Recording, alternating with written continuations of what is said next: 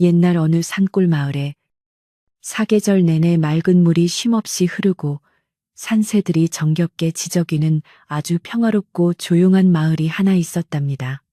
그곳에는 아주 오래전부터 대를 이어 농사를 지으며 살아온 형제가 있었는데 형의 이름은 만석이라 하고 동생의 이름은 돌쇠라고 불렸지요.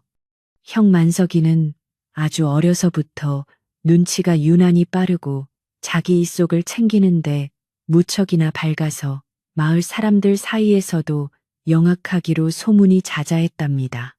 반면에 동생 돌쇠는 성격이 우직하고 마음씨가 고운 비단결 같아서 자기가 조금 손해를 보더라도 늘 남을 먼저 배려하는 참으로 착하고 성실한 성품을 지닌 청년이었지요. 이 마을은 첩첩산중 깊은 곳에 자리 잡고 있어 바깥 세상의 소란함과는 거리가 멀었고 마을 사람들 모두가 가족처럼 서로를 아끼며 살아가는 넉넉한 인심을 지니고 있었답니다.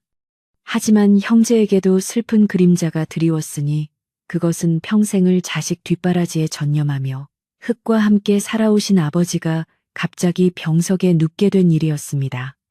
아버지는 기력이 다해가는 것을 스스로 느끼셨는지 어느 깊은 밤에 두 아들을 머리맡으로 조용히 불러 앉혔답니다. 방 안에는 침침한 등잔불만이 일렁이며 세 사람의 그림자를 벽면에 길게 들이우고 있었고 공기는 차분하고도 무겁게 가라앉아 형제들의 가슴을 먹먹하게 만들었지요. 아버지는 가쁜 숨을 몰아쉬며 힘겹게 입을 열어 형제들에게 마지막 당부를 전하기 시작하셨는데 그 목소리는 가채팠지만 한마디 한마디에 깊은 무게가 실려 있었습니다. 얘들아, 내가 이제 너희 곁을 떠날 때가 된 것 같구나. 다른 것은 바라지 않으니 너희 형제끼리 서로 의지하고 우애 깊게 지내는 것이 나의 마지막 소원이다 하시며 눈을 감으셨지요.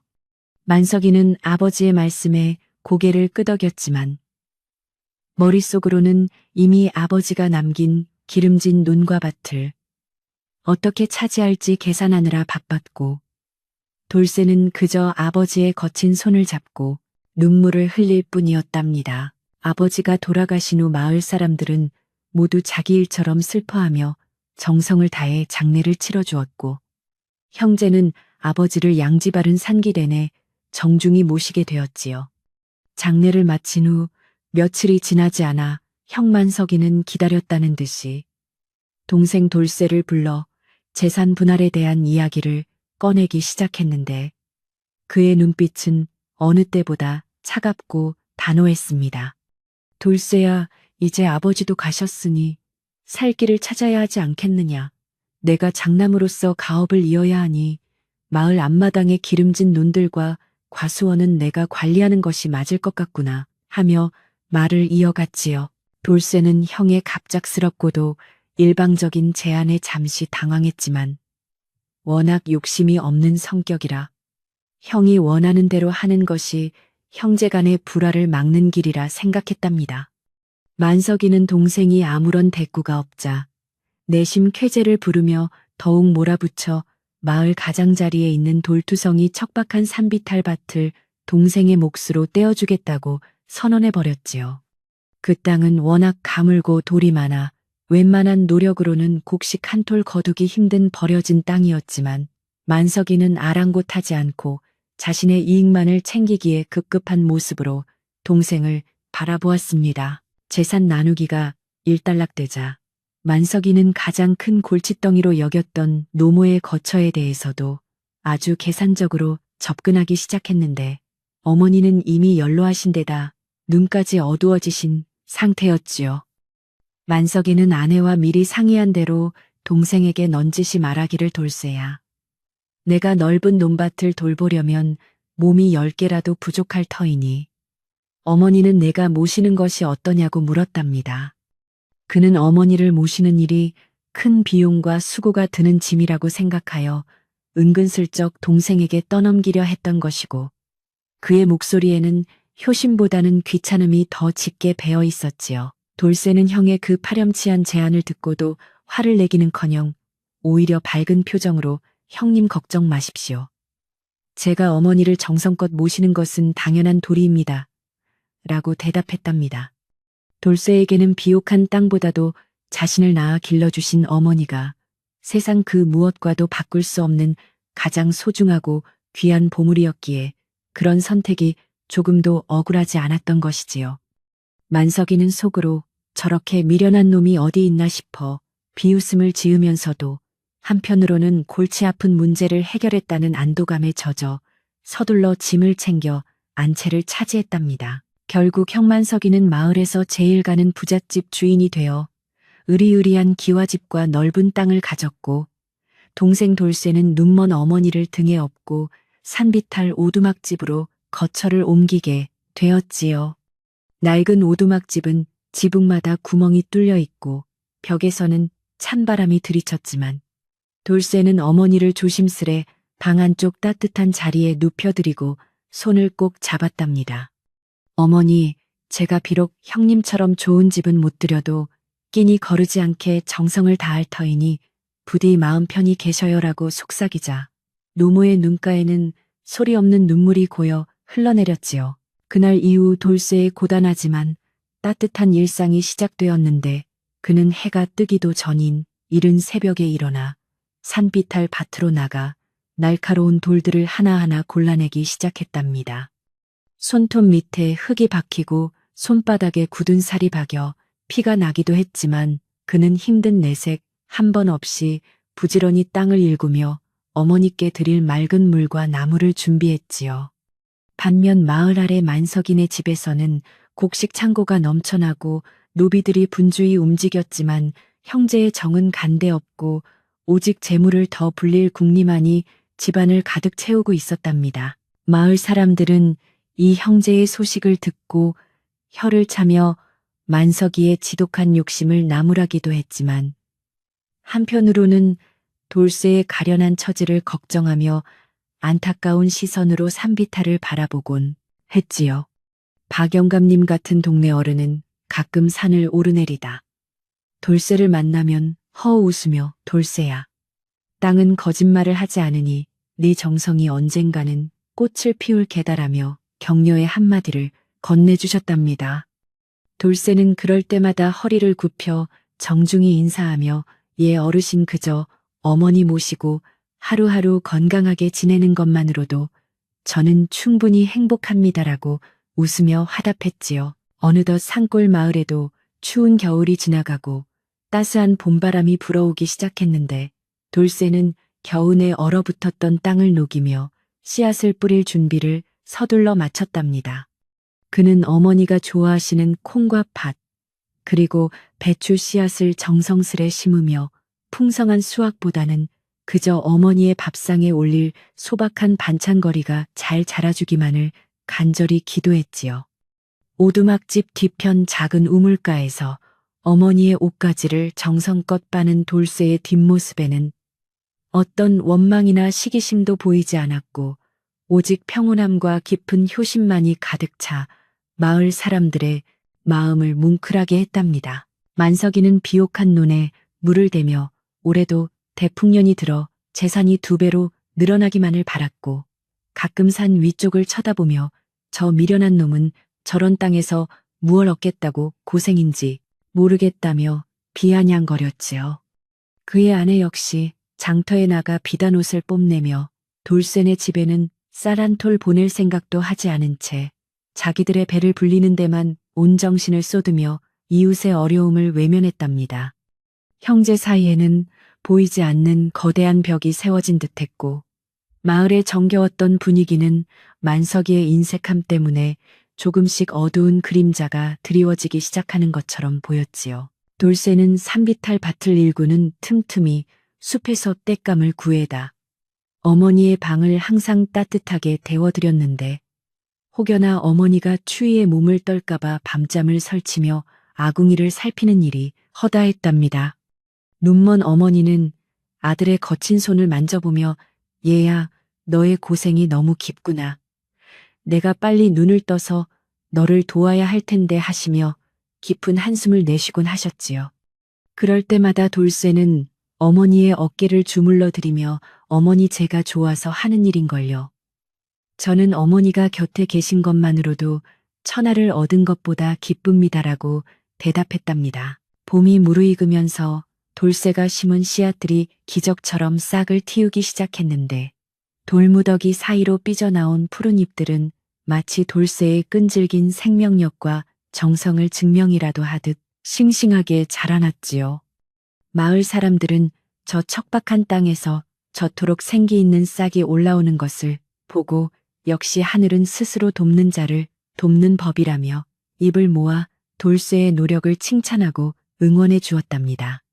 돌쇠는 싹이 트는 것을 보며 마치 자신의 자식이 자라는 것처럼 기뻐했고 가장 먼저 어머니를 업고 밭으로 나가 흙냄새와 풀내음을 맡게 해드리며 기쁨을 함께 나누었지요. 한편 마을 아랫동네 만석이네 집에서는 기름진 땅 덕분에 벼들이 쑥쑥 자라고 있었지만 만석이는 더 많은 수확을 얻기 위해 소작농들을 들볶으며 조금의 여유도 허락하지 않았답니다. 그는 소작농들에게 돌아갈 몫을 조금이라도 더 줄여보려고 장부를 고치고 트집을 잡는 바람에 마을 사람들의 원성은 날이 갈수록 높아져만 갔고 인심은 천리를 가지만 악평은 만리를 간다는 말처럼 소문이 났지요. 만석이는 돈을 모으는 재미에 빠져 형제에는커녕 어머니의 안부조차 묻지 않았고 가끔 길에서 만나는 마을 사람들의 눈초리가 예전 같지 않음을 느끼지 못했답니다. 돌쇠는 어느 날 장터에서 우연히 만석이를 마주치게 되었는데 반가운 마음에 형님 그간 별거 없으셨습니까 하며 다가갔지만 만석이는 아는 체도 하지 않고 고개를 돌려버리고 말았지요. 돌쇠는 형의 차가운 태도에 가슴이 시릿해졌지만 그래도 형님인데 언젠가는 마음의 문을 열어주시겠지 하는 희망을 품고 장터에서 구한 작은 떡 하나를 소중히 품에 안고 집으로 돌아왔답니다. 오두막집에 돌아온 돌쇠는 식어버린 떡을 정성스레 데워 어머니의 입에 넣어드렸고 어머니는 아들이 가져온 그 작은 선물에 세상을 다 얻은 듯한 미소를 지으셨지요. 그 무렵 마을의 현자로 불리는 박 영감님은 만석이의 집 앞을 지나가다 그가 일꾼들을 나무라는 소리를 듣고 혀를 차며 만석이를 불러 세워 조용히 타이르려 노력하셨답니다. 만석아 재물은 흐르는 물과 같아서 한 곳에 고여 있으면 썩기 마련이고 사람의 마음을 얻는 것이 진정한 부자가 되는 길이란다 하며 인자하게 말씀하셨지요. 하지만 이미 욕심에 눈이 멀어버린 만석이는 어르신 제가 알아서 할 테니 신경 끄십시오. 땅이 많아야 대접받는 세상 아닙니까라고 퉁명스럽게 대꾸하며 노인의 충고를 한 귀로 흘려버렸답니다. 돌쇠의 산비탈 밭에는 어느덧 이름 모를 들꽃들이 흐드러지게 피어났고 그 향기는 바람을 타고 오두막집 구석구석을 채우며 눈먼 어머니의 마음을 달래주는 유일한 친구가 되어주었지요.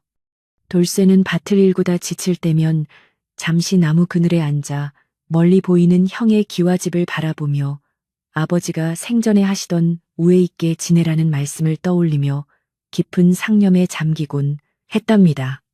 비록 몸은 고달프고 가진 것은 없었지만 돌쇠의 마음속에는 어머니를 향한 효심과 하늘에 부끄럽지 않은 정직함이 있었기에 그의 얼굴에는 항상 은은한 미소가 머물러 있었지요. 여름이 다가오면서 날씨가 점점 무더워지기 시작했고 산비탈의 밭은 햇볕을 직접 받아 물이 금방 말라버리는 바람에 돌쇠는 매일같이 계곡에서 물을 길어다 나르는 수고를 아끼지 않았답니다. 지게를 지고 가파른 비탈길을 수십 번 오르내리느라 다리는 후들거리고 어깨는 짓눌려 시퍼렇게 멍이 들었지만 돌쇠는 오로지 곡식들이 타 죽지 않기만을 바라며 땀방울을 흘렸지요. 마을 사람들은 그런 돌쇠의 모습을 보며 진정한 정성이란 저런 것이로구나 하며 감동하였고 가끔 지나가는 길에 시원한 물 한 잔을 건네며 그를 진심으로 응원해 주었답니다. 반면 만석이는 자신의 넓은 논에 물이 부족할까봐 다른 집으로 흘러가는 물길을 막아버리는 이기적인 행동을 서슴지 않았고 이로 인해 이웃들과 큰 다툼이 벌어지는 일이 잦아졌지요. 자기 놈만 배불리면 그만이라는 만석이의 태도에 마을 사람들의 인내심은 바닥이 드러나기 시작했고, 평화롭던 산골 마을에는 조금씩 불신의 싹이 트고 갈등의 골이 깊어져 가고 있었답니다. 만석이는 사람들이 자신을 욕하는 것을 알면서도 돈이 최고다라는 생각에 사로잡혀 자신의 잘못을 뉘우치기는커녕 더욱 악착같이 재물을 긁어모으는 데만 혈안이 되어 있었지요. 어느 날 밤 노모는 돌쇠의 손을 잡고 조용히 말씀하시기를, 얘야, 내 형이 저렇게 욕심을 부리다 나중에 큰 화를 입을까봐 이 애미는 잠이 오질 않는구나 하시며 걱정 섞인 눈물을 흘리셨답니다. 돌쇠는 어머니의 손을 따뜻하게 감싸주며, 어머니, 형님도 언젠가는 제자리를 찾으실 겁니다. 제가 옆에서 잘 보살필 테니 너무 걱정 마셔요. 라고 어머니를 안심시켜 드리려 애썼지요. 하지만 돌쇠의 마음 한구석에도 형의 변해버린 모습에 대한 슬픔과 불안함이 조금씩 피어오르고 있었고, 산골 마을의 고요한 밤은 깊어만 가며 앞으로 다가올 시련을 예고하는 듯했답니다. 산비탈 오두막에는 작은 등불 하나가 밤늦게까지 켜져 있었고, 돌쇠는 어머니가 잠든 것을 확인한 후에야 하루의 고단함을 씻어내며 낡은 마루에 앉아 밤하늘의 별들을 바라보며 기도를 올렸답니다. 아버지, 부디 하늘에서 저희 형제를 굽어 살피시고 형님의 마음이 다시 예전처럼 따뜻해지게 도와주세요. 라며 간절히 빌고 또 빌면서 고요한 산바람에 자신의 진심을 실어 보냈지요.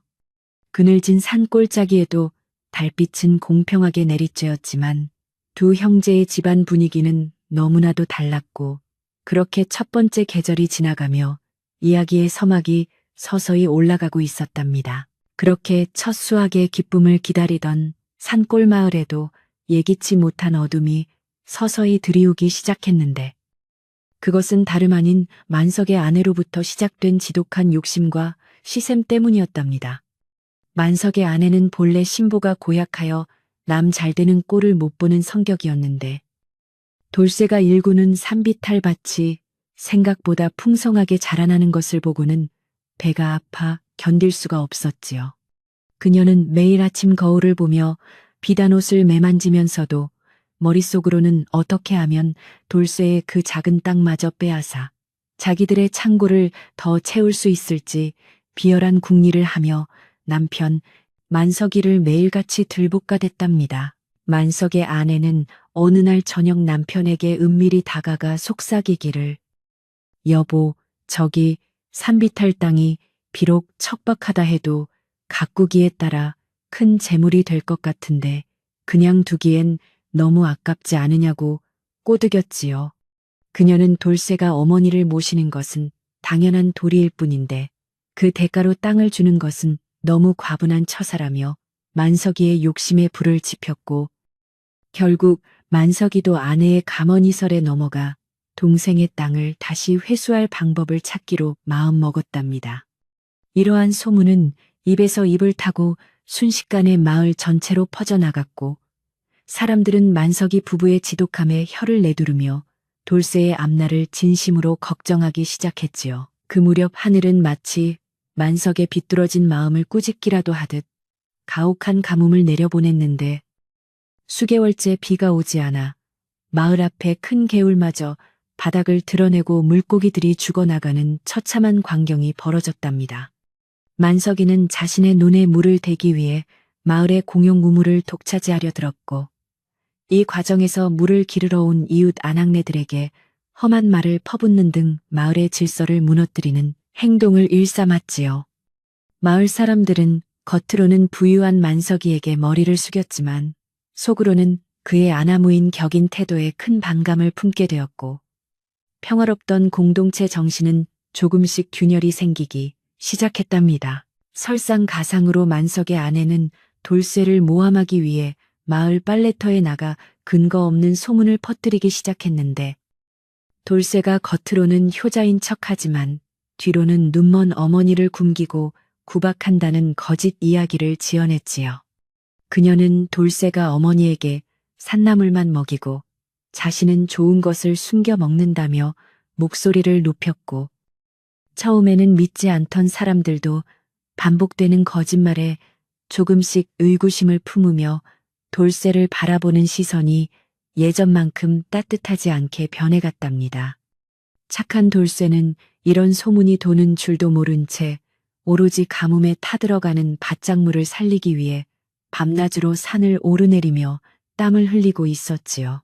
가뭄이 깊어지자 산비탈 오두막의 형편은 더욱 어려워졌고, 돌쇠는 어머니에게 드릴 물 한 사발을 구하기 위해 먼 계곡 끝까지 가야 했지만, 돌아오는 길에 만석의 아내를 마주쳐 모진 수모를 당해야 했답니다. 만석의 아내는 돌쇠를 향해 빈정거리며 네가 어머니를 제대로 모시지 못해 마을에 재앙이 내린 것이니 당장 그 땅을 내놓고 마을을 떠나라고 억지를 부렸고, 돌쇠는 너무나 기가 막혀 아무 말도 하지 못한 채 눈물만 삼켰지요.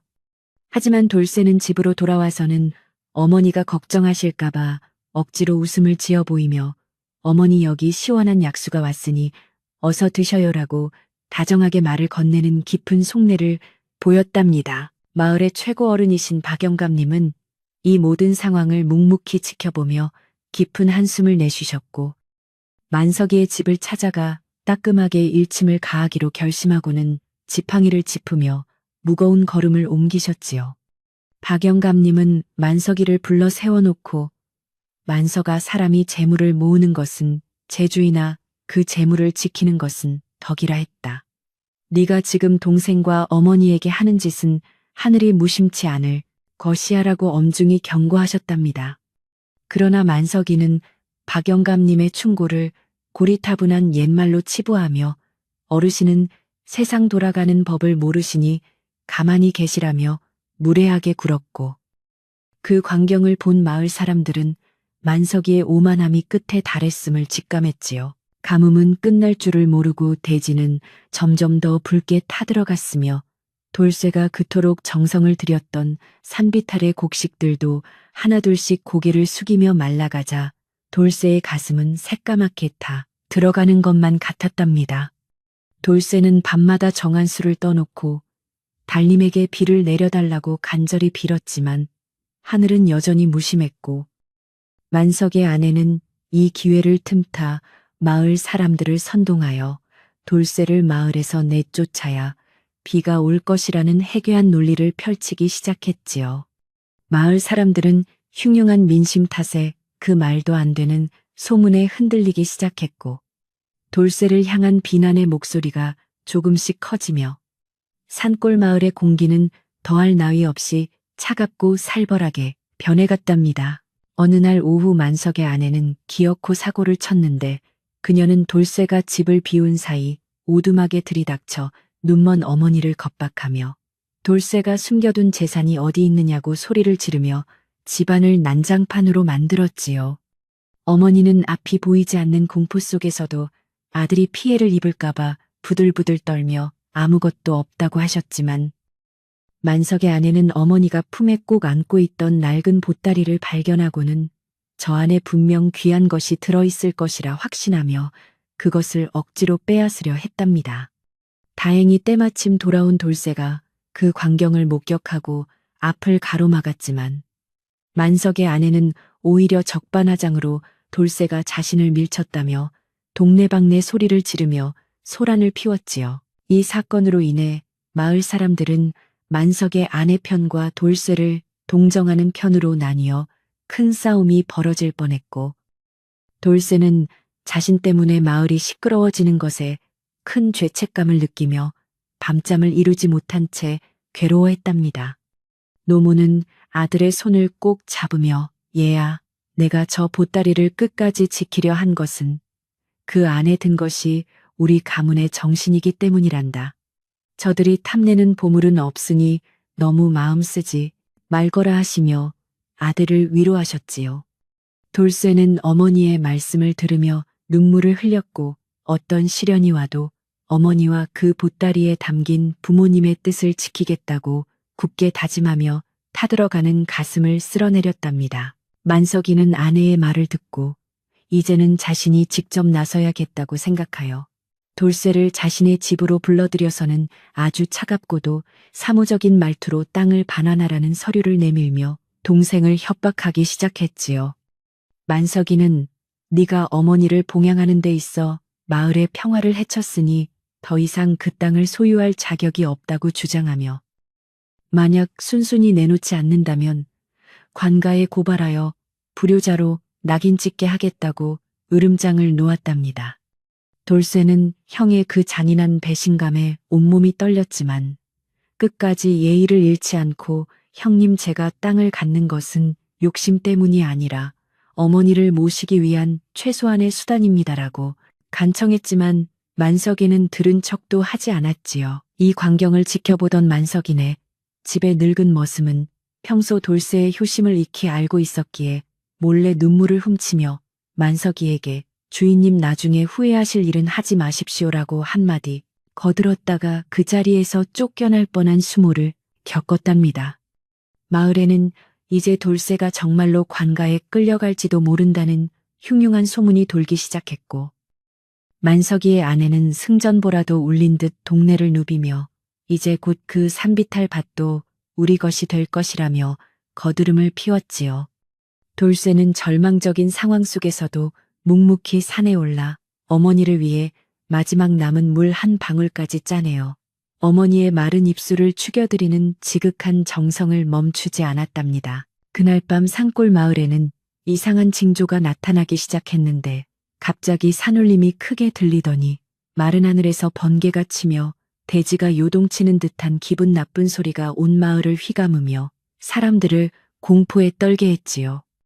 사람들은 이것이 하늘의 노여움이라며 수군댔고 만석이는 내심 불안한 마음을 감추기 위해 집안의 문을 굳게 걸어 잠그고 술을 마시며 두려움을 잊으려 했지만 가슴속 깊은 곳에서 밀려오는 불안함은 떨쳐낼 수 없었답니다. 반면 오두막의 돌쇠는 어머니를 등에 업고 마당으로 나와 만약 무슨 일이 생긴다면 제가 어머니를 끝까지 지킬 테니 안심하셔요라고 말하며 담대하게 하늘을 바라보며 기도를 올리고 있었지요. 다음 날 아침날이 밝자마자 마을 사람들 사이에서는 더 큰 파장이 일어났는데 만석이의 그 비옥했던 눈밭들이 원인을 알 수 없는 해충때로 인해 하룻밤 사이에 초토화되었다는 충격적인 소식이 전해진 것이었답니다. 이상하게도 마을의 다른 논들은 무사했지만 유독 만석이의 땅에만 벌레들이 들끓어 곡식들이 누렇게 변해 죽어버렸고 이를 본 만석이는 미친 듯이 소리를 지르며 밭둑을 굴렀지만 이미 엎질러진 물이었지요. 만석이의 아내는 이것이 돌쇠가 부린 요술이라며 또다시 억지 주장을 펼쳤지만 마을 사람들은 이제 그녀의 말을 믿기보다 만석이네 집안에 내린 천벌이라며 수군거리기 시작했답니다. 상황이 이렇게 되자 만석이의 태도는 더욱 광적으로 변해갔고 그는 자신의 불운을 돌쇠의 탓으로 돌리며 사람들을 모아 산비탈 오두막으로 쳐들어갈 계획을 세우는 등 마을에 갈등을 극으로 몰고 가고 있었지요. 만석이는 몽둥이를 든 장정들을 돈으로 매수하여 동생을 겁박하려 했고 박학의 박영감님은 이 소식을 듣고 노구를 이끌고 달려와 만석이 앞을 가로막으며 이놈아 내 죄를 정녕 모르겠느냐고 호통을 치셨답니다. 하지만 이미 이성을 잃은 만석이는 박영감님마저 밀치고 오두막으로 향했고 평화롭던 산골 마을은 일촉즉발의 위기 상황에 놓여보는 이들의 가슴을 조마조마하게 만들었지요. 오두막에 도착한 만석이는 돌쇠의 멱살을 잡고 네가 내 논에 무슨 짓을 했느냐며 소리를 질렀고 돌쇠는 형님의 눈을 똑바로 응시하며 형님 저는 오로지 어머니와 땅을 위해 기도했을 뿐입니다 라고 차분히 대답했답니다. 만석이의 아내는 그 와중에도 어머니의 방으로 뛰어들어가 지난번에 탐냈던 그 낡은 보따리를 낚아채며 이것이 분명 화근을 부르는 물건이다. 당장 여기서 열어보아야 한다고 기세등등하게 외쳤지요. 마을 사람들이 하나둘씩 오두막 마당으로 모여들었고 모두가 숨을 죽인 채 그 보따리 안에 무엇이 들어있는지, 그리고 이 형제의 갈등이 어떻게 끝날지 숨막히는 긴장감 속에 지켜보고 있었답니다. 어머니는 눈이 멀어 보이지 않는 와중에도 만석의 아내의 손을 잡으며 제발 그 보따리만은 건드리지 말아 달라고 애원하셨지만 탐욕의 눈이 먼 만석의 아내는 비웃음을 흘리며 보따리의 매듭을 거칠게 풀기 시작했지요. 돌쇠는 그 모습을 보며 가슴이 무너져 내리는 것 같았지만 형님에 대한 마지막 예우로 끝까지 참으며 형님 제발 그만하십시오. 저 보따리는 어머니의 생명과도 같은 것입니다라고 마지막 호소를 했답니다. 하지만 만석이는 동생의 말을 비웃으며 내 놈이 숨겨둔 금은보화가 있다면 오늘 내 놈이 피해를 다 보상받아야겠다며 아내를 부추겨 보따리를 강제로 열게 하는 잔인함을 보였지요. 보따리가 서서히 열리자 마을 사람들은 호기심과 긴장감에 마른 침을 삼켰고 만석이 부부는 눈을 번뜩이며 그 안에서 빛나는 보석이나 황금이 쏟아져 나오기를 간절히 바라는 추악한 모습을 보였답니다. 그러나 보따리 속에서 나온 것은 그들의 기대와는 너무나도 다른 것이어서 만석이 부부는 물론 지켜보던 마을 사람들 모두가 한동안 말을 잇지 못한 채 멍하니 서 있을 수밖에 없었지요. 그 안에는 보석 대신 낡고 해진 베네저고리 2벌과 아버지가 돌아가시기 전까지 손때가 묻도록 사용하셨던 작은 호미 한 자루가 정성스럽게 쌓여 있었고 그것은 보는 이들의 마음을 숙연하게 만들었답니다. 만석이 아내는 에이 이게 뭐야 하며 보따리를 바닥에 팽개쳤고 돌쇠는 얼른 다가가 흙이 묻은 베네저고리를 품에 안으며 눈물을 흘렸는데 그 저고리는 형 만석이와 돌쇠가 갓 태어났을 때 아버지가 손수지어 입히셨던 소중한 유품이었지요. 노모는 바들바들 떨리는 목소리로 말씀하시기를 그 저고리는 너희 형제가 세상에 처음 나왔을 때 아버지가 너희가 사이좋게 지내길 바라며 만드신 것이고 호미는 땅의 소중함을 잊지 말라는 유언이었다고 설명하셨답니다. 이 광경을 본 마을 사람들은 만석이 부부의 무례함과 탐욕에 침을 뱉으며 비난하기 시작했고 만석이는 갑작스러운 부끄러움과 당혹감에 얼굴이 홍당무처럼 붉어져 고개를 들지 못했지요.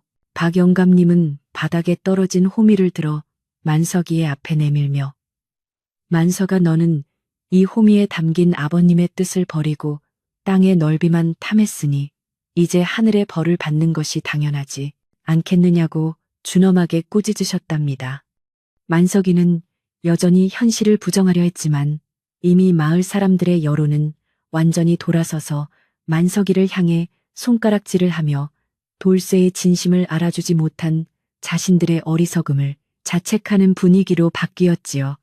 만석의 아내는 자신의 계획이 수포로 돌아가자 씩씩거리며 집으로 돌아가 버렸지만 만석이는 마당 한 구석에 우두커니 서서 동생이 소중하게 품고 있는 자신의 베네저고리를 멍하니 바라보고 있었답니다. 그날 이후로도 가뭄은 계속되었지만 마을 사람들의 마음속에는 새로운 물줄기가 흐르기 시작했으니 그것은 돌쇠의 변함없는 효심과 형을 원망하지 않는 넓은 마음씨에 대한 깊은 존경과 신뢰의 마음이었답니다. 사람들은 이제 돌쇠의 오두막을 지날 때면 발소리를 죽이며 노모의 안부를 물었고 가끔씩 자신들도 어려운 형편에 감자한 알, 옥수수 한 자루를 몰래 대문 앞에 두고 가는 따뜻한 인정을 보이기 시작했지요. 돌쇠는 그들의 마음을 알기에 더욱 정성으로 밭을 일구었고 비록 만석이의 노는 황폐해졌을지언정 산비탈 돌밭은 돌쇠의 땀방울 덕분에 기적처럼 생명을 유지해가고 있었답니다. 만석이는 집으로 돌아가 드러누웠지만 잠을 이룰 수 없었는데 머릿속에는 아버지가 남기신 호미와 동생이 소중히 여기던 베네저고리가 자꾸만 떠올라 자신의 지난 날들이 얼마나 부질없고 추했는지를 조금씩 깨닫기 시작했지요. 그는 아내와 심한 말다툼을 벌이며 모든 것이 당신의 욕심 때문이라고 탓했지만 결국 자신의 속이 좁아 동생을 밀어내고 어머니를 외면했다는 사실만은 부정할 수 없었기에 가슴이 찢어지는 듯한 아픔을 느꼈답니다.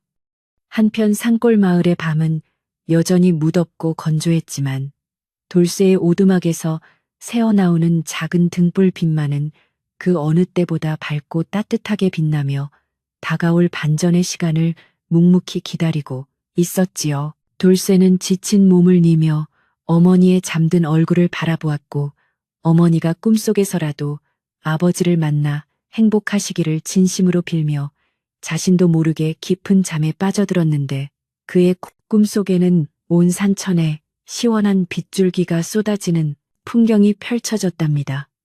그는 꿈속에서도 형 만석이의 손을 잡고 빗속을 뛰어다니며 어린 시절처럼 천진난만하게 웃고 있었고 그 간절한 형제의 기도가 하늘에 닿기를 바라는 듯 마을 위로 은하수가 길게 수놓아져 장관을 이루었지요.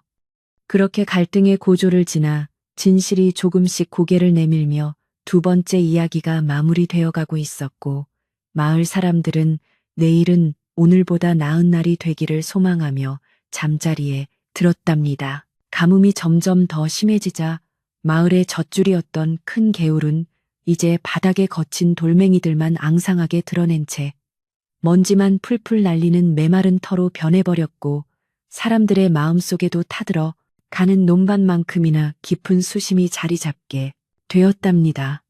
만석이는 자신의 논이 벌레떼로 인해 망가진 뒤로 매일같이 술로 소일을 하며 세상을 원망했지만 그의 아내는 반성은커녕 어떻게든 남은 재산을 챙겨 도망갈 궁리만 하며 집안에 남아있던 마지막 곡식 주머니마저 몰래 빼돌리는 파렴치한 행동을 서슴지 않았지요.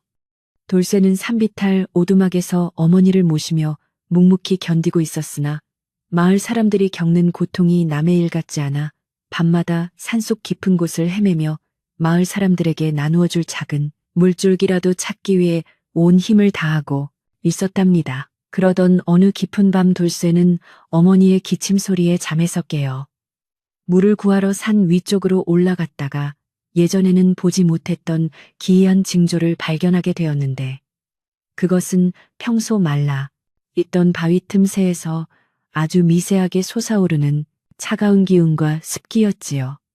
그는 직감적으로 이 바위 아래에 거대한 수맥이 흐르고 있음을 깨닫고는 날이 밝자마자 자신이 아끼던 곡괭이를 들고 나와 날카로운 돌들을 하나하나 걷어내며 미친 듯이 땅을 파기 시작했으나 몸은 이미 며칠째 제대로 먹지 못해 천근만근 무겁기만 했답니다. 하지만 마을 사람들의 목마름과 어머니의 마른 입술을 생각하니 어디서 그런 힘이 솟아나는지 돌쇠의 손에서는 피가 흐르고 등은 땀으로 흠뻑 젖었음에도 불구하고 그의 망치질과 곡괭이질은 멈출 기미를 보이지 않았지요. 한편 마을 아래 만석인의 집에서는 더 큰 음모가 꾸며지고 있었으니 만석의 아내가 마을 외곽의 땅 투기꾼과 내통하여 조상 대대로 내려온 종택과 남은 전답을 헐값에 팔아치우고 자신만 야반도주하려는 계획을 세우고 있었던 것이었답니다. 그녀는 만석이 술에 취해 정신을 못 차리는 틈을 타서 인감도장과 문서를 훔쳐냈고 이 사실을 우연히 목격한 마을의 어린아이들이 돌쇠에게 달려와 형수님이 이상한 사람들과 만나 무언가 큰일을 벌이고 있다고 다급하게 소식을 전해주었지요. 돌쇠는 가슴이 철렁 내려앉는 기분이었지만 지금 당장 서두르기보다는 모든 증거를 확실히 잡고 마을 사람들 앞에서 형과 형수의 잘못을 바로잡아야 한다는 생각에 떨리는 마음을 다잡으며 더욱 깊게 땅을 파내려갔답니다. 한참을 파내려가던 돌쇠의 곡괭이 끝에 둔탁한 소리가 들리더니 갑자기 바위 사이에서 맑고 시원한 샘물이 콸콸 솟구쳐 오르기 시작했는데 그 물줄기는 마치 오랫동안 억눌려 있던 돌쇠의 진심이 터져 나오는 듯 힘차고도 영롱하게 빛나며 메마른 대지를 적셨지요. 돌쇠는 솟아오르는 샘물을 보며 감격의 눈물을 흘렸고 이것이 하늘이 우리 마을을 살리라고 주신 선물임을 확신하며 가장 먼저 어머니에게 물을 떠다 드린 뒤 마을 어른인 박 영감님을 찾아가 이 사실을 조용히 알렸답니다. 박 영감님은 돌쇠의 손을 꼭 잡으며 돌쇠야 내가 결국 마을을 구했구나. 하지만 지금 아랫마을에서는 내 형수가 가문을 팔아먹으려 하고 있으니 우리가 힘을 합쳐 이를 막아야 한다며 비장한 표정으로 고개를 끄덕이셨지요. 만석의 아내는 자신의 계획이 순조롭게 진행되는 줄로만 알고 진보다리를 챙겨 마을 어귀에서 투기꾼을 기다리고 있었지만 이미 그녀의 일거수일투족은 돌쇠와 박영감님의 지시를 받은 마을 장정들에 의해 낱낱이 감시당하고 있었답니다. 돌쇠는 형 만석이를 찾아가 형님, 지금 형수님이 우리 가문의 뿌리를 송두리째 뽑으려 하고 있습니다. 제발 정신을 차리시고 조상님들께 부끄럽지 않은 행동을 하셔야 합니다라고 간곡히 설득했지요. 하지만 만석이는 여전히 술기운에 취해 내 놈이 무슨 상관이냐며 돌쇠를 밀쳐냈지만 돌쇠가 보여준 샘물의 맑은 기운과 진심 어린 눈물에 만석이의 흐릿했던 눈동자가 조금씩 흔들리며 무언가 잘못되었음을 느끼기 시작하는 듯 보였답니다. 마을에는 이제 돌쇠가 산비탈에서 기적의 샘물을 찾아냈다는 소문과 만석인의 집이 망하기 일보 직전이라는 흉흉한 소문이 동시에 퍼지며 폭풍 전야와 같은 긴장감이 감돌았고 사람들은 하나둘씩 마을 광장으로 모여들기 시작했지요. 박영감님은 마을 종을 크게 울려 모든 주민을 불러 모았고 돌쇠는 그동안 형수가 몰래 빼돌렸던 장부와 투기꾼들과 주고받은 서신들을 증거로 확보하여 사람들 앞에 내놓을 준비를 마쳤답니다. 돌쇠는 단순히 형을 벌주려는 것이 아니라 무너져가는 집안을 바로 세우고 마을 사람 모두가 다시 화합하여 가뭄을 이겨낼 수 있는 기틀을 마련하고자 하는 숭고한 결단을 내리고 있었던 것이며 그의 얼굴에는 비장미마저 감돌고 있었지요. 만석의 아내는 투기꾼들이 나타나지 않자 불안한 마음에 마을 광장 쪽으로 발걸음을 옮겼다가 자신을 차갑게 노려보는 마을 사람들의 시선을 마주하고는 소스라치게 놀라며 뒷걸음질 쳤지만 이미 탈출구는 모두 막힌 상태였답니다. 돌쇠는 광장 한복판에 서서 형수님, 도대체 무엇을 위해 우리 조상님들의 혼이 담긴 이 땅을 팔아넘기려 하셨습니까?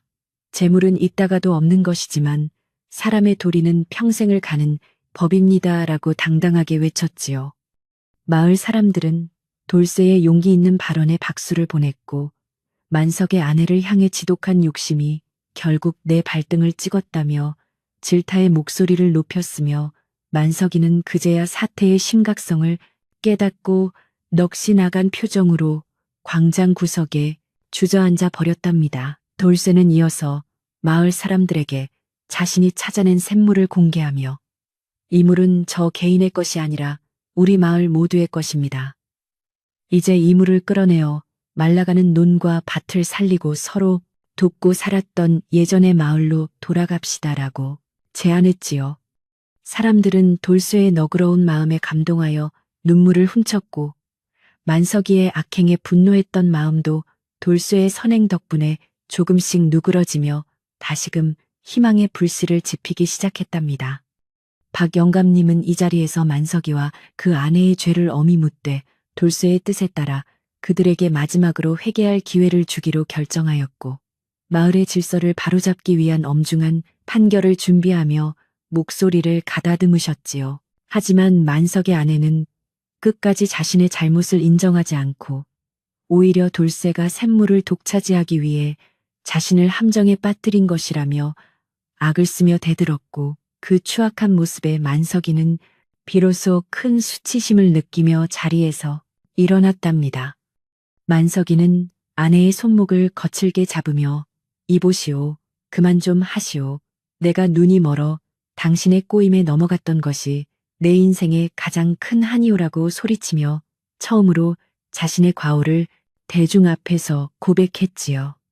그 순간 하늘에서는 갑자기 천둥 소리가 울려 퍼지더니 오랫동안 기다려온 빗방울이 한 방울씩 떨어지기 시작했고, 마을 사람들은 이것이 돌쇠의 효심과 정직함에 감동한 하늘의 파런한데요.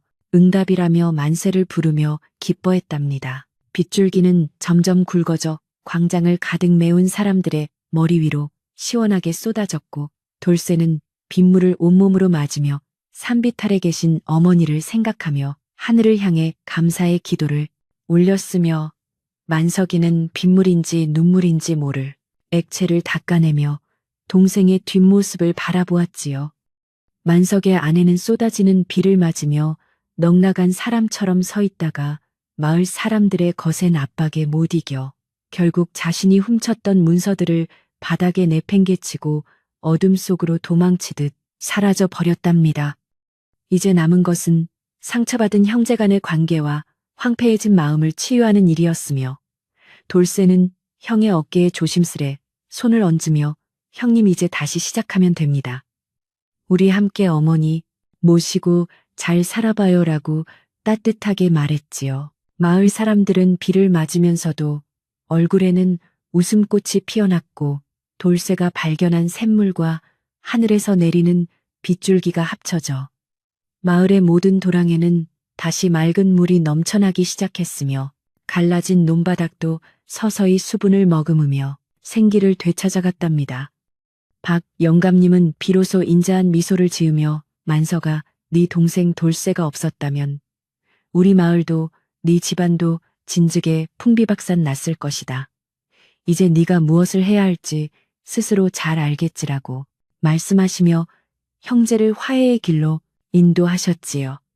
만석이는 동생의 손을 잡고 꺼느껴 울며 돌쇠야, 내가 미안하다. 내가 정말 못난 형이었다. 라고 용서를 구했고, 이 모습은 지켜보던 모든 이들의 가슴을 뭉클하게 만드는 진한 감동의 장면이었답니다. 비가 어느 정도 잦아들자 돌쇠는 형을 이끌고 산비탈 오두막으로 향했는데, 그곳에는 앞을 보지 못하는 노모가 빗소리를 들으며 마루에 나와 앉아 아들들이 돌아오기만을 애타게 기다리고 계셨고, 만석이는 어머니의 발치에 엎드려 통곡하며 용서를 빌었지요. 어머니는 만석이의 거친 손을 어루만지며 괜찮다. 얘야, 이제라도 네 마음이 돌아왔으니 이 애미는 더 바랄 것이 없다. 우리 삼 형제가 다시 한솥밥을 먹게 된 것만으로도 나는 행복하단다 하시며 만석이를 따뜻하게 안아주셨답니다. 돌쇠는 그 모습을 보며 세상에서 가장 아름다운 풍경이라고 생각했고, 자신이 고생하며 일구었던 척박한 땅이 사실은 가족의 사랑을 되찾아주기 위한 귀한 터전이었음을 다시 한번 깨닫게 되었지요. 다음 날 아침 마을은 비에 씻겨 내려간 듯 한결 깨끗하고 상쾌한 공기로 가득 찼으며, 돌쇠는 형만석이와 함께 마을 사람들에게 돌려줄 곡식들을 챙기고 무너진 논둑을 보수하며 바쁜 하루를 보내기 시작했답니다. 만석이는 이전에 오만했던 태도를 버리고 마을 사람들에게 머리 숙여 사과하며 자신이 가졌던 비옥한 땅의 절반을 가뭄으로 피해가 컸던 가난한 이웃들에게 나누어 주겠다는 파격적인 결정을 내려 모두를 놀라게 했지요. 돌쇠는 형의 변화된 모습에 진심으로 기뻐하며 형님 정말 잘 생각하셨습니다. 땅은 나누어 줄수록 그 기운이 더 커지는 법이니까요. 라고 응원하며 형제는 예전에 우애 깊었던 시절로 빠르게 돌아가고 있었답니다. 하지만 만석의 아내가 도망가며 남긴 금전적인 손실과 마을, 투기꾼들과의 얽힌 계약 문제들이 여전히 숙제로 남아있었기에 돌쇠는 이 문제를 해결하기 위해 박영감님과 마을 지혜자들을 모시고 대책을 세우기로 결심했답니다. 돌쇠는 자신이 발견한 샘물 근처에서 자라나던 희귀한 약초들이 대단한 가치가 있다는 사실을 알게 되었고, 이를 통해 형의 빚을 갚고 마을의 공동 자금으로 활용하겠다는 영리한 계획을 세워 하나씩 실행에 옮기기 시작했지요.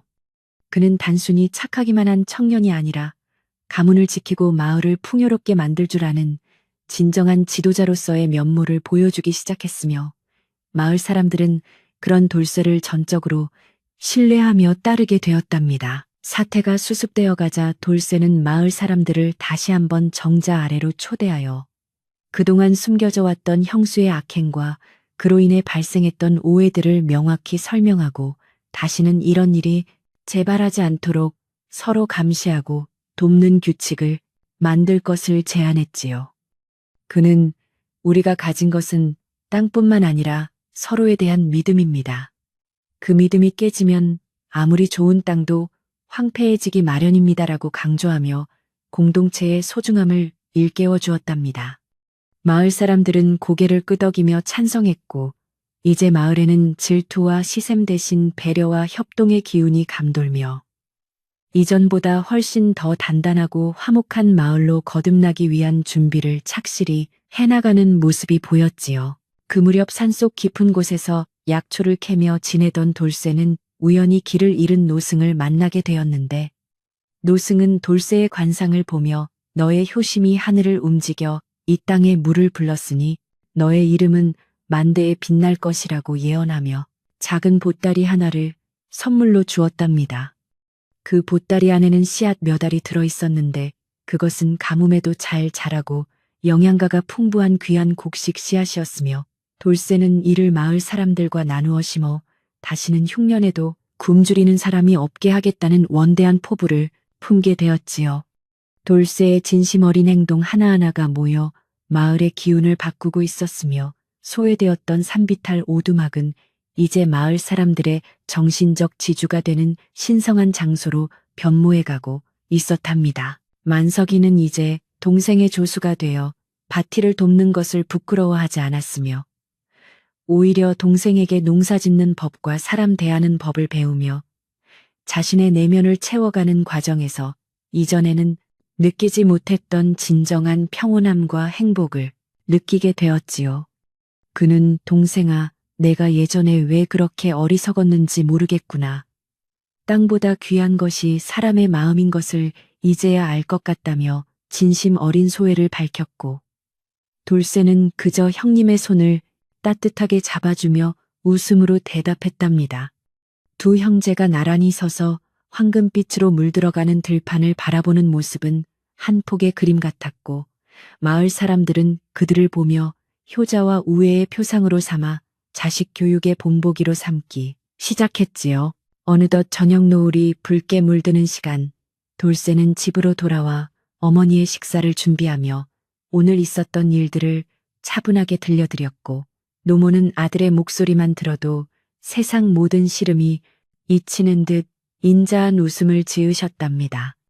어머니는 돌쇠에게 얘야 재물은 독과 같아서 나누지 않으면 사람을 해치는 법이다. 네가 지금처럼 그 마음 잃지 말고 형과 함께 이웃을 보살피며 살거라 하시며 마지막까지 경계의 말씀을 잊지 않으셨지요. 돌쇠는 어머니의 말씀을 가슴 깊이 새기며 밤하늘에 뜬 초승달을 보며 아버지가 계신 하늘을 향해 이제 걱정 마십시오. 저희 형제 잘 살겠습니다. 라고 속삭이며 하루를 평온하게 마무리하고 있었답니다.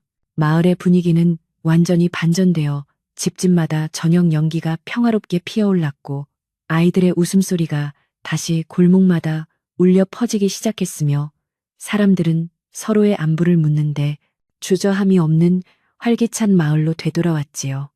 만석인의 집도 이제는 문을 활짝 열어두어 지나가는 나그네가 물 한 잔 얻어 마실 수 있는 넉넉한 인심을 자랑하게 되었고 만석이는 직접 우물에서 물을 길어 이웃집 마당에 부어주는 겸손한 모습을 보여주었답니다.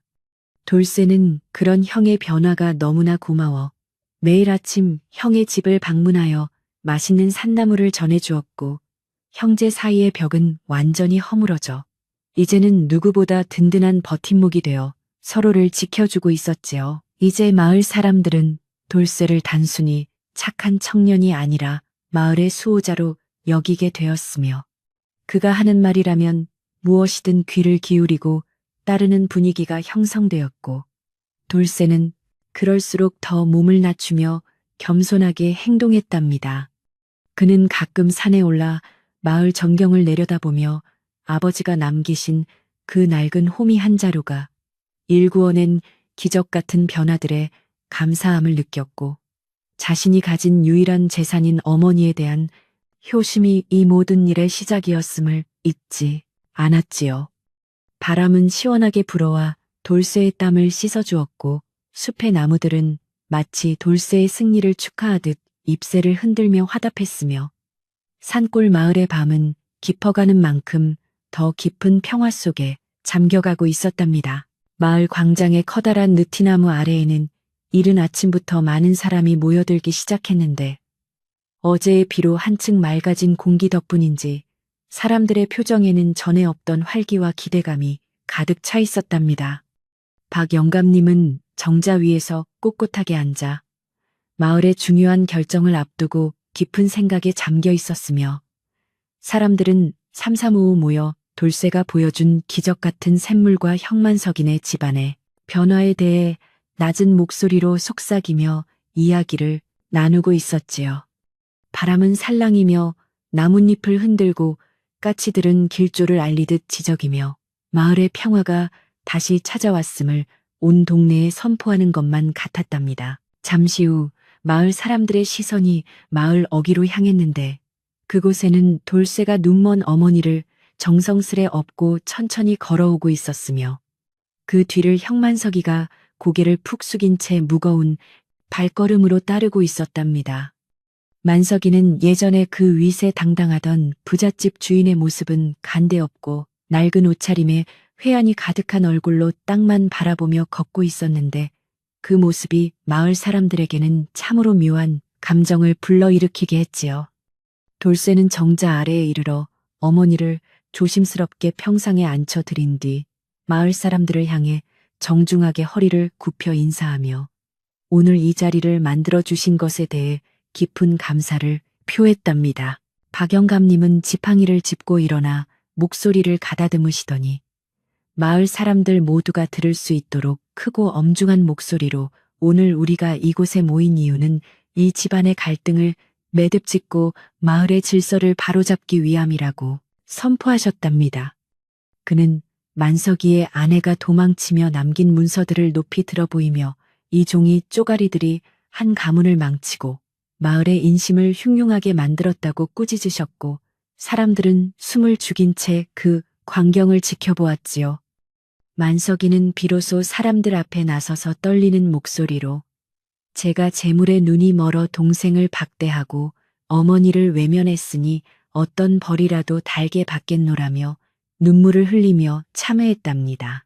돌쇠는 형의 참회를 묵묵히 지켜보다가 박영감님께 다가가 어르신 형님은 이미 자신의 잘못을 뼈저리게 느끼고 계시니 이제 미움보다는 화합의 길을 열어주셨으면 합니다라고 간곡하게 부탁을 드려 사람들을 놀라게 했답니다. 그는 형님이 가졌던 비옥한 땅들도 이제는 형님 혼자의 것이 아니라 마을 사람들 모두가 가뭄을 이겨내는 데 보탬이 되도록 내어놓으셨으니 그 마음을 너그럽게 받아달라고 덧붙였지요. 마을 사람들은 돌쇠의 한결같은 너그러움에 감탄하며 수군거렸고 분노로 가득 찼던 마음들도 봄눈 녹듯 서서히 녹아내리며 만석이를 향한 차가운 시선이 조금씩 부드러워지기 시작했답니다. 결국 박 영감님은 마을 전체의 의견을 수렴하여 만석의 아내는 영구히 마을에서 추방하고 만석은 자신의 잘못을 씻기 위해 3년 동안 마을의 공용시설을 돌보며 돌쇠와 함께 어머니를 지극정성으로 모실 것을 명하셨답니다.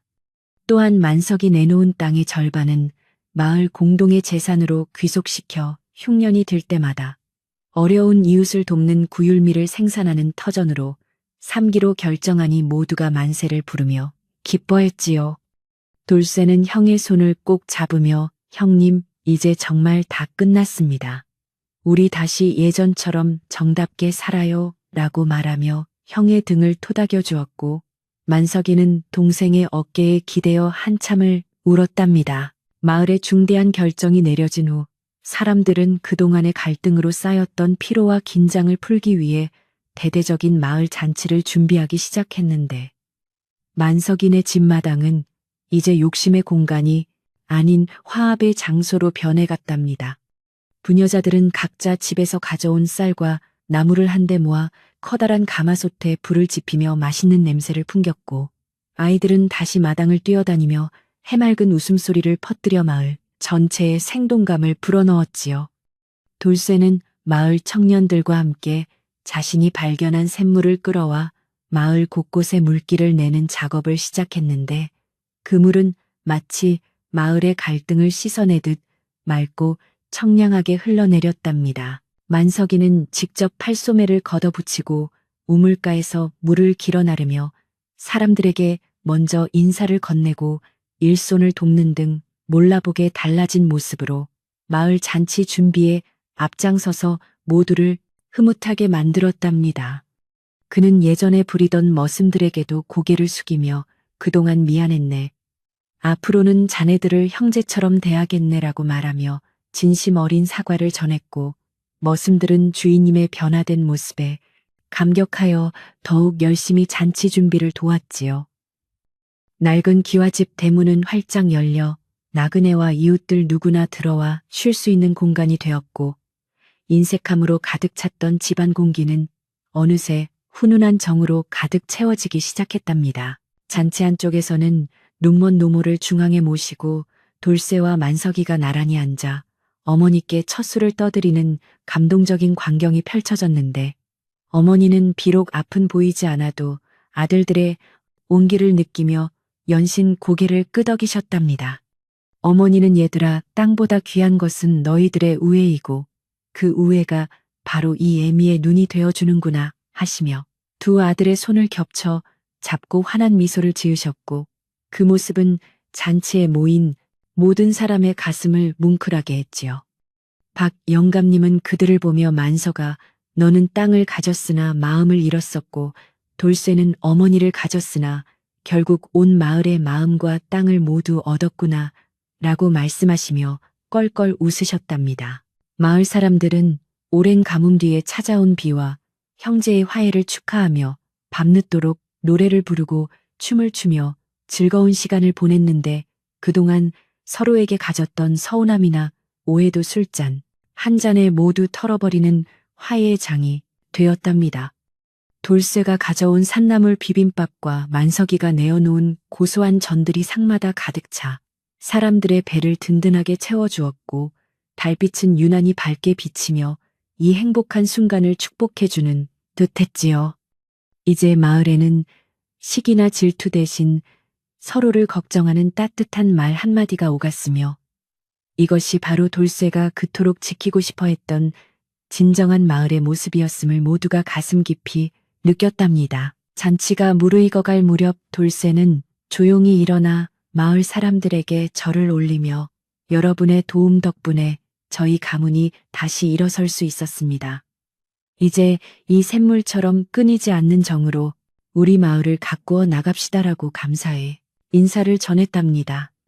사람들은 돌쇠의 진심 어린 말에 박수로 화답하며 그를 마을의 진정한 지도자로 인정하는 분위기가 형성되었고, 돌쇠는 그럴수록 더욱 겸손하게 고개를 숙이며 자신의 자리를 지켰지요. 만석이 또한 동생의 뒤에서 묵묵히 고개를 끄덕이며 자신도 이제는 동생의 뜻을 따라 참된 사람으로 살아가겠다는 굳은 결의를 표정으로 보여주어 사람들의 신뢰를 회복해 나갔답니다. 밤이 깊어지자 사람들은 하나둘씩 집으로 돌아갔지만 만석인의 마루에는 여전히 세 식구가 모여 앉아 도란도란 이야기를 나누며 그동안 나누지 못했던 가족의 정을 다시금 쌓아가고 있었답니다. 만석이는 어머니의 다리를 주물러 드리며 어머니, 제가 그동안 너무나 큰 죄를 지었습니다. 앞으로는 죽는 날까지 어머니 곁을 지키며 효도하겠습니다. 라고 다시 한번 눈물로 맹세했지요. 어머니는 만석이의 손을 따뜻하게 잡아주시며 지나간 일은 다 잊어라. 네가 지금 내 곁에 있는 것만으로도 이 애미는 충분히 보상받았단다 하시며 큰아들을 용서와 사랑으로 보듬어 안아주셨답니다. 돌쇠는 마당 한 구석에 서서 밤하늘의 별을 바라보며 아버지가 생전에 하시던 우애 있게 지내라는 말씀이 이제야 비로소 결실을 본 것 같아 가슴 벅찬 행복감을 느꼈고 시원한 밤바람은 그의 고단했던 지난 날을 깨끗이 씻어주는 듯 했지요. 그는 자신이 지켰던 그 낡은 보따리 속 베네쩌고리처럼 형제는 결국 하나로 이어져야만 온전한 삶을 살 수 있다는 평범하지만 깊은 진리를 다시 한번 마음속에 깊이 새기게 되었답니다. 오두막집에서 가져온 작은 짐들이 만석인의 큰 집으로 옮겨지며 두 형제의 삶은 이제 하나로 합쳐졌고 집안 곳곳에는 다시는 꺼지지 않을 사랑의 등불이 환하게 밝혀졌지요. 다음 날 아침 일찍부터 돌쇠와 만석이는 나란히 지게를 지고 산비탈밭으로 향했는데 만석이는 예전에는 쳐다보지도 않았던 척박한 땅을 보며 돌쇠야 네가 이 돌들을 다 골라내느라 얼마나 힘들었겠느냐 하며 동생의 노고를 진심으로 이해해 주었답니다. 두 형제는 함께 땀 흘리며 밭을 일구고 잡초를 뽑으며 대화의 꽃을 피웠고 그들이 지나는 자리마다 새로운 생명의 기운이 돋아나 마을 전체에 희망의 에너지를 전파하는 아름다운 광경을 연출했지요. 마을 사람들은 일하러 가는 형제의 뒷모습을 보며 저들이야말로 우리 마을의 보배라고 칭송하며 자신들도 이웃과 우애 있게 지낼 것을 다짐하는 계기로 삼았답니다. 가뭄에 타들어 갔던 논밭들은 이제 물기를 머금어 초록빛 생기를 되찾았고 마을의 수로마다 돌쇠가 발견한 샘물이 쉼없이 흘러들어 곡식들이 하루가 다르게 쑥쑥 자라나며 풍성한 가을 수확을 예고하고 있었지요. 만석이는 이제 더 이상 욕심을 부리지 않고 자신의 기술과 경험을 마을 청년들에게 나누어 주며 농사법을 가르쳐 주었고 돌쇠는 산의 기운을 살피며 마을의 안녕을 위해 기도하고 헌신하는 삶을 이어갔답니다. 마을의 질서는 완전히 회복되었고 이전보다 훨씬 더 공정하고 투명한 마을 운영이 이루어지면서 사람들의 얼굴에는 수심 대신 평온함과 만족감이 가득하게 되었지요. 박영감님은 매일 아침 마을을 둘러보시며 형제가 사이좋게 일하는 모습을 흐뭇하게 바라보셨고 가끔 그들을 불러 시원한 그늘 아래에서 옛 이야기를 들려주시며 사람의 도리와 덕망에 대해 더욱 깊이 가르쳐 주셨답니다. 영감님은 만서가 너는 땅을 잃고 사람을 얻었으니 그것이 더 큰 이익이고 돌쇠야 너는 어머니를 지키려다 온 세상을 얻었으니 그것이 진정한 복이란다 하시며 형제의 앞날을 축복해 주셨지요. 형제는 영감님의 말씀을 귀담아 들으며 자신들의 삶이 비단 자신들만의 것이 아니라 마을 전체의 귀감이 되어야 한다는 책임감을 느끼고 더욱 바르게 행동하려 노력했답니다. 어느 날 오후 돌쇠는 어머니를 업고 마을 뒷산에 올라 탁 트인 마을 전경을 보여드렸는데 어머니는 비록 보이지 않아도 들려오는 바람 소리와 새소리 그리고 아들의 설명을 통해 변화된 마을의 모습을 마음으로 그려보셨답니다. 어머니는 돌쇠야 네가 지켜낸 이 마을이 참으로 아름답구나. 네 아버지가 하늘에서 보셔도 참으로 기뻐하실 게다 하시며 감격의 눈물을 흘리셨고 돌쇠는 어머니를 더 포근히 안아드렸지요. 산 아래로 내려다 보이는 마을은 평화롭고 아늑했으며 집집마다 피어오르는 연기는 사람 사는 냄새를 풍기며 보는 이의 마음을 따뜻하게 데워주는 마법 같은 풍경을 선사하고 있었답니다. 마을에는 이제 형님은 땅을 가지고 동생은 어머니를 가졌네라는 노래가 아이들 사이에서 불리기 시작했는데 이 노래는 단순한 놀림이 아니라 진정한 가치가 무엇인지를 일깨워주는 교훈적인 민요로 자리 잡게 되었답니다. 아이들은 이 노래를 부르며 형제간에 다투지 않고 부모님께 효도하는 마음을 자연스럽게 배우게 되었고 마을의 어른들은 이 노래가 들릴 때마다 흐뭇한 미소를 지으며 자식들을 바라보았지요. 만석이 또한 이 노래를 들을 때마다 예전의 부끄러움을 잊지 않기 위해 자신을 담금질했으며 돌쇠는 그저 아이들의 순수한 노랫소리에 맞춰 흥겹게 일손을 놀렸답니다. 집안의 가신들도 이제는 주인의 눈치를 보지 않고 소신껏 의견을 내며 집안일을 돌보게 되었고, 만석이는 그들의 말에 귀를 기울이며 합리적으로 집안을 이끌어가니 집안 분위기는 그 어느 때보다 화평하고 안정되었답니다. 돌쇠는 집안의 큰일은 형님에게 맡기고 자신은 어머니의 곁을 지키며 소소한 일상을 챙기는 데 주력했는데, 이러한 역할 분담은 형제 간의 위계 질서를 바로잡으면서도 서로의 장점을 극대화하는 신의 한 수가 되었지요. 조상님들의 제사도 이제는 온 마을 사람이 모여 정성껏 지내게 되었고, 가문의 명예는 땅의 넓이가 아니라 그 가문이 베푸는 덕망에 의해 다시 세워지게 되었답니다. 여름의 끝자락에서 불어오는 선선한 바람은 이제 결실의 계절인 가을이 다가오고 있음을 알렸고, 형제가 함께 심은 곡식들은 황금빛으로 물들 준비를 하며 고개를 숙이는 겸손함을 보여주어 보는 이들의 마음을 풍요롭게 했답니다. 돌쇠는 가끔 오두막 시절의 고생을 떠올리며 지금의 행복이 거저 얻어진 것이 아님을 상기했고, 형만석이는 자신의 부귀영화가 동생의 희생과 어머니의 인내 덕분이었음을 매순간 감사하며 살아갔지요. 마을의 갈등은 완전히 치유되었고, 이제는 누구 하나 소외되지 않고 서로의 부족함을 채워주는 완벽한 공동체로서의 면모를 갖추게 되었으니 참으로 다행스러운 일이 아닐 수 없었답니다. 박 영감님은 마을 회의에서 돌쇠와 만석 형제를 마을의 공동 관리자로 임명하여 그들의 지혜와 덕망이 마을 전체에 지속해서 영향을 미칠 수 있도록 제도적인 장치를 마련하였고, 마을 사람들은 전폭적인 지지를 보냈답니다. 돌쇠는 처음에는 사양했으나 형님과 함께라면 마을을 위해 봉사하겠습니다 라고 수락하며 형의 위신을 세워주는 속 깊은 배려를 잊지 않았고, 만석이는 그런 동생의 마음에 보답하기 위해 더욱 성실하게 임무를 수행했지요.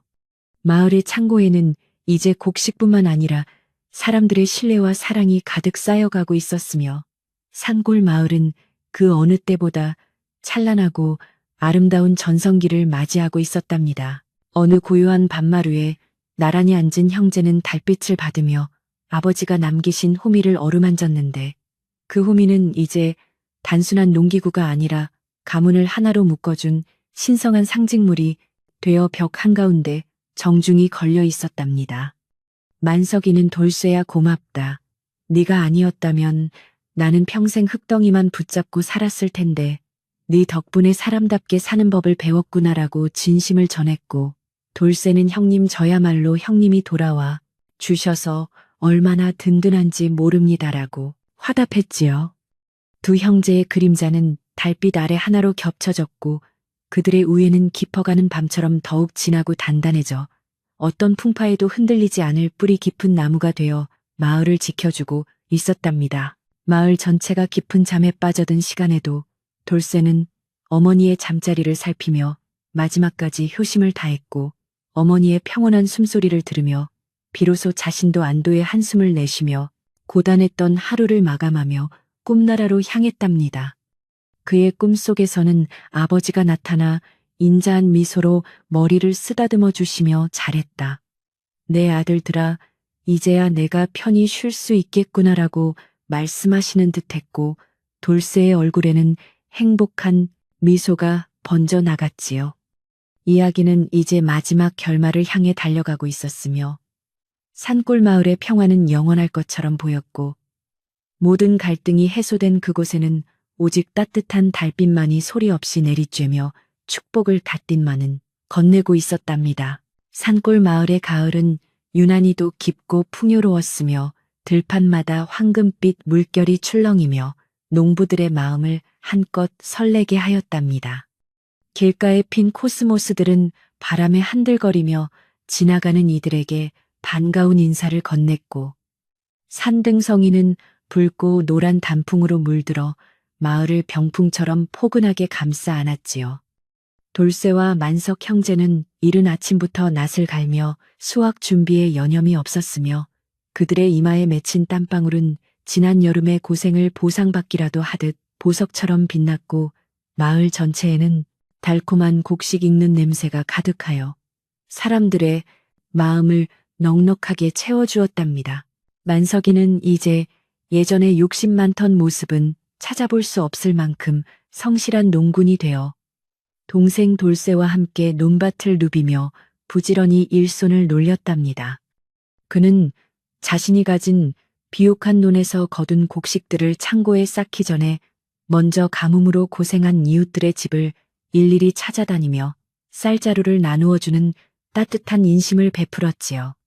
마을 사람들은 만석이의 달라진 모습에 처음에는 어색해했지만 진심 어린 그의 사과와 행동을 보며 이제는 그를 진정한 마을의 일원으로 받아들였고 만석이의 얼굴에는 재물을 모을 때보다 훨씬 더 밝고 환한 미소가 피어올랐답니다. 신기하게도 돌쇠가 정성을 다해 일구었던 척박한 산비탈 밭에서는 마을의 그 어떤 비옥한 논보다 더 알차고 풍성한 수확물이 쏟아져 나와 모두를 경악하게 만들었지요. 돌들이 가득하던 땅은 돌쇠의 땀방울을 머금어 어느덧 비옥한 토양으로 변해 있었고 그곳에서 자란 콩과 파스날이 굵고 맛이 좋아 장터에서도 최고급 대우를 받으며 날개 돋친 듯 팔려나갔답니다. 사람들은 이것이야말로 하늘이 내린 기적이라고 입을 모아 칭찬했지만 돌쇠는 그저 땅이 제 할 일을 한 것뿐이라며 겸손하게 웃어 보였고 그 수익금을 모두 모아 마을의 공동 우물을 보수하는 데 사용했지요. 어느덧 마을에는 두 형제의 아름다운 이야기가 고을 원님의 귀에까지 들어가게 되었고 원님은 친히 마을을 방문하여 효자와 우애의 표상으로 이들을 치하하기로 결정했답니다. 원님이 마을 어귀에 도착하자 온 동네 사람들은 풍악을 울리며 환영했고 돌쇠와 만석이는 단정한 옷차림으로 나아가 예의를 갖추어 원님을 맞이하며 자신들의 공보다는 부모님의 가르침 덕분이라고 공을 돌렸지요. 원님은 형제의 겸손함에 감복하여 큰 상금과 함께 가문의 명예를 높여줄 수 있는 포상판을 내렸으며 이는 마을 역사상 가장 영광스럽고 경사스러운 날로 기록되어 오래도록 회자되었답니다. 하지만 형제에게 가장 큰 기쁨은 원님의 상금도 명예도 아닌 바로 눈먼 어머니의 건강과 행복이었으며 어머니는 두 아들의 우애 덕분인지 기력을 회복하여 예전보다 훨씬 밝아지셨답니다. 비록 앞은 여전히 보이지 않았지만 어머니는 아들들의 목소리 톤만 들어도 그들이 얼마나 행복하게 지내고 있는지 귀신같이 알아차리셨고 매일 아침 마당에 앉아 아들들이 일하러 가는 발소리를 듣는 것을 낙으로 삼으셨지요. 만석이는 매일 저녁 어머니의 발을 씻겨드리며 지난날의 불효를 씻어내듯 정성을 다했고 돌쇠는 어머니가 좋아하시는 산열매를 따다 바치며 효심의 꽃을 피웠답니다. 마을의 최고 어른인 박영감님은 이 모든 과정을 지켜보며 이제는 자신이 할 일이 다 끝났다며 인자한 웃음을 지으셨고 마을 정자에서 형제들을 불러 마지막 교훈을 전하셨답니다. 만석아 돌쇠야, 너희가 보여준 것은 단순한 형제애를 넘어 우리 마을이 잊고 살았던 진정한 가치인 사람의 도리란다. 이제 너희가 이 마을의 기둥이니 항상 낮은 자세로 이웃을 살펴야 한다고 당부하셨지요. 형제는 영감님의 말씀을 가슴 깊이 새기며 자신들이 받은 사랑을 어떻게 마을에 돌려줄지 고민했고 그것은 곧 마을 장학금과 노인들을 위한 쉼터를 만드는 구체적인 실천으로 이어졌답니다. 수학이 끝난 어느 보름밤 형제는 마을 사람들을 모두 초대하여 자신들의 집마당에서 성대한 만찬을 열었는데 가마솥에는 구수한 된장국이 끓고 마당 한쪽에서는 고소한 전 냄새가 진동했답니다. 사람들마다 정겹게 잔을 나누며 올 한 해 있었던 고난과 극복의 이야기를 꽃피웠고 돌쇠는 직접 빚은 향긋한 곡주를 이웃들에게 돌리며 감사의 마음을 전하는데 여념이 없었지요. 만석이 또한 손님들의 신발을 정리하고 부족한 음식을 챙기며 주인의 도리를 다하니 마을 사람들은 정말로 만석이가 사람이 되었다며 칭찬을 아끼지 않았고 분위기는 절정에 달했답니다. 잔치 한복판에 앉으신 어머니는 비로소 입을 열어 마을 사람들에게 감사의 인사를 전하셨는데 그 목소리는 가늘었지만 한마디 한마디에 깊은 지혜와 자애로움이 듬뿍 담겨 있었답니다. 우리 아들들이 부족함이 많았음에도 여러분이 감싸주시고 도와주신 덕분에 이렇게 화목한 가정을 다시 이룰 수 있었습니다. 정말 고맙습니다라고 고개를 숙이셨지요. 사람들은 어머니의 진심 어린 말씀에 숙연해졌고 어떤 이는 감동의 눈물을 훔치며 진정한 부자란 돈이 많은 사람이 아니라 주변에 좋은 사람이 많은 사람임을 새삼 깨닫게 되었답니다. 밤이 깊어가자 달빛은 더욱 휘영청 밝게 빛나며 마을 전체를 은빛으로 수놓았고 형제는 나란히 서서 아버지가 계신 하늘을 향해 술 한 잔을 올리며 자신들의 다짐을 다시 한번 확인했답니다. 아버지, 저희 형제 이제는 절대 헤어지지 않고 어머니 모시며 이웃들과 함께 행복하게 잘 살겠습니다. 부디 하늘에서 편히 지켜봐 주세요라고 마음속으로 속삭였지요. 그때 신기하게도 따뜻한 밤바람이 불어와 형제의 뺨을 어루만졌는데 그것은 마치 아버지가 아들들의 성장을 대견해하며 보내주신 격려의 손길인 것만 같아 형제는 서로를 바라보며 환하게 웃었답니다. 잔치가 끝나고 사람들이 모두 돌아간 뒤 집안은 고요한 정적 속에 잠겼지만 그 공기만은 그 어느 때보다 따스하고 포근했으며 형제는 어머니를 방 안으로 모신 뒤 조용히 앉아 대화를 나누었답니다. 만석이는 돌쇠의 손을 꼭 잡으며 돌쇠야 네가 땅 대신 어머니를 선택했을 때 나는 네가 어리석다고 생각했단다. 하지만 지금 보니 네가 가장 영리하고 위대한 선택을 했던 것이었구나라고 말했지요. 돌쇠는 형님 저야말로 형님이 제 곁에 계셔주셔서 이제는 세상에 두려울 것이 없습니다. 우리 오래도록 이렇게 의지하며 살아요 라고 대답하며 형제의 정을 확인했답니다. 다음 날부터 마을에는 새로운 변화가 일어났는데 아이들은 돌쇠와 만석 형제를 보며 부모님께 효도하는 법을 배웠고 청년들은 서로 시기하기보다 협동하여 농사를 짓는 분위기가 완전히 정착되었답니다. 이제 마을의 이름은 전국적으로 소문이나 인근 고을에서도 효도와 우애를 배우러 오는 사람들로 발길이 끊이지 않았고 산골 마을은 더 이상 가난하고 소외된 곳이 아닌 희망과 사랑의 상징이 되었지요. 돌쇠는 찾아오는 이들에게 항상 미소로 응대하며 자신의 작은 경험이 타인에게 빛이 될 수 있다는 사실에 감사하며 매일매일을 소중하고 보람차게 채워나갔답니다. 세월이 흘러 돌쇠와 만석이에게도 자식들이 생겼고 그 자녀들은 아버지가 보여준 그 숭고한 정신을 이어받아 마을의 대들보로 자라났으며 집안 대대로 우애와 효도를 가업으로 삼게 되었답니다. 형제가 함께 일구었던 산비탈 밭은 이제 울창한 과수원이 되어 해마다 달콤한 과실을 맺어 마을 사람들의 입을 즐겁게 해주었고 그곳은 마을 아이들이 뛰어노는 가장 평화롭고 아름다운 놀이터가 되었지요. 만석인의 기와집 대문에는 원님이 내린 포상판이 찬란하게 빛나고 있었고 그 앞을 지나는 사람들은 누구나 한 번씩 걸음을 멈추고 경의를 표하며 자신들의 삶을 되돌아보곤 했답니다. 어느 추운 겨울날 어머니는 아들들의 품에 안겨 평온하게 눈을 감으셨는데 돌아가시기 직전 놀랍게도 잠시 눈을 떠 두 아들의 얼굴을 똑똑히 확인하시고는 정말 장하구나 하시며 미소를 지으셨답니다. 어머니의 마지막 모습은 슬픔보다는 성불한 선인처럼 평온했으며 온 마을 사람들은 마치 자기 부모를 잃은 듯 슬퍼하며 정성을 다해 어머니의 마지막 길을 배웅해 주었지요. 형제는 어머니를 아버지 곁에 합장해 드리고 묘비에 세상에서 가장 귀한 유산을 남기신 분이라고 새기며 어머니에 대한 영원한 사랑과 존경의 마음을 정중하게 바쳤답니다. 어머니가 돌아가신 뒤에도 형제의 우애는 조금도 흔들리지 않았으며 오히려 어머니의 유지를 받들어 마을의 어려운 이들을 돕는 사업을 더 크게 확장하여 진정한 사회적 책임을 다하는 가문으로 거듭났답니다.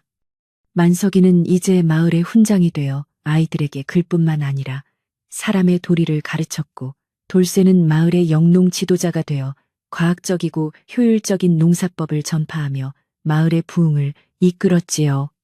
두 형제의 합심은 산골 마을을 전국에서 가장 살기 좋은 곳으로 탈바꿈시켰고, 그들이 만든 공동체 모델은 훗날 다른 마을들의 귀감이 되어 널리 퍼져나가는 계기가 되었답니다. 이제 이야기의 마무리에 다다랐으니 깊어가는 이 밤에 여러분도 돌쇠의 그 따뜻한 마음씨를 한 번쯤 생각해보며 잠자리에 들 준비를 하시면 참 좋을 것 같다는 생각이 드는군요.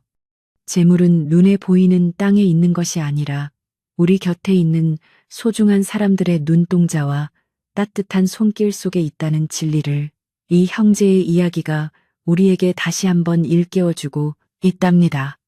여러분의 곁에 있는 소중한 가족과 친구들에게 오늘 하루 고마웠다는 말 한마디를 전해보는 것은 어떨까요? 돌쇠가 그랬던 것처럼 진심 어린 마음은 반드시 상대방의 가슴에 닿아 꽃을 피울 테니까요.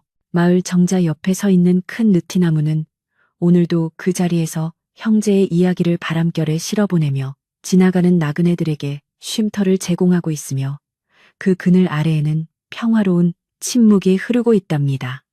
만석이와 돌쇠가 함께 걷던 그 구비구비 산길에는 이제 그들의 자손들이 대를 이어 걸으며 조상님들의 발자취를 기억하고 있으며, 그 길은 세월이 흘러도 변치 않는 사랑의 통로가 되었지요.